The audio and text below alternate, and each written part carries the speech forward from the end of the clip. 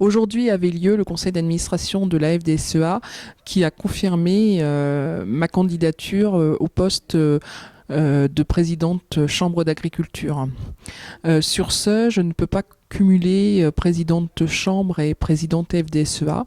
J'ai donc décidé de démissionner ce jour et un vote a eu lieu. Philippe Géant a été élu président de la FDSEA et je le remplace en tant que secrétaire général. Alors je serai secrétaire général durant une année puisque nous serons dès l'hiver prochain en élection pour la FDSEA. Donc c'est pour moi une année de transition et c'est pour ça que j'ai accepté d'être secrétaire général pour une année.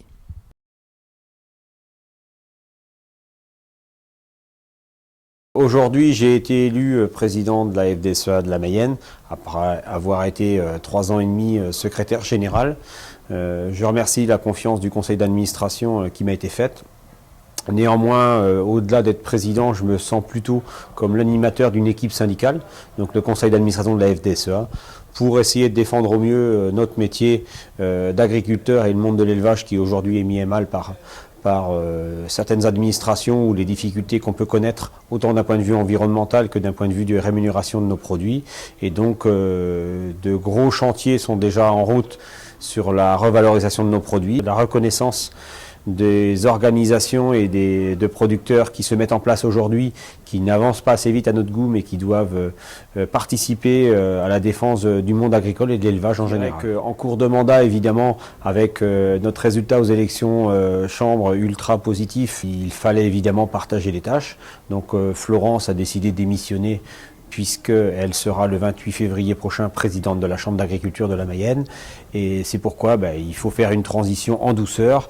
Et l'hiver prochain, nous serons en élection effective à la FDSEA. Et donc une autre équipe, un autre bureau, un autre conseil d'administration. C'est une transition avant l'hiver 2013-2014.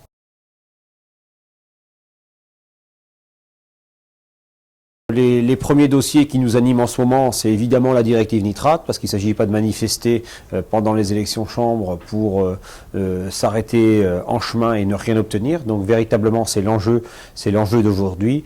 Deuxième dossier qui nous interpelle énormément, c'est l'indexation de nos charges sur le prix de nos produits payés. Donc ça, c'est deux dossiers qui nous animent au jour d'aujourd'hui. Néanmoins, la ligne à haute tension qui va passer sur notre département, le TGV, toute la spéculation foncière, la perte de terres agricoles, c'est de multiples dossiers, l'enjeu eau et les protections de captage et aussi le travail avec les collectivités locales. Donc vraiment, on a des dossiers qui sont en cours de route et qui sont ultra importants pour notre profession.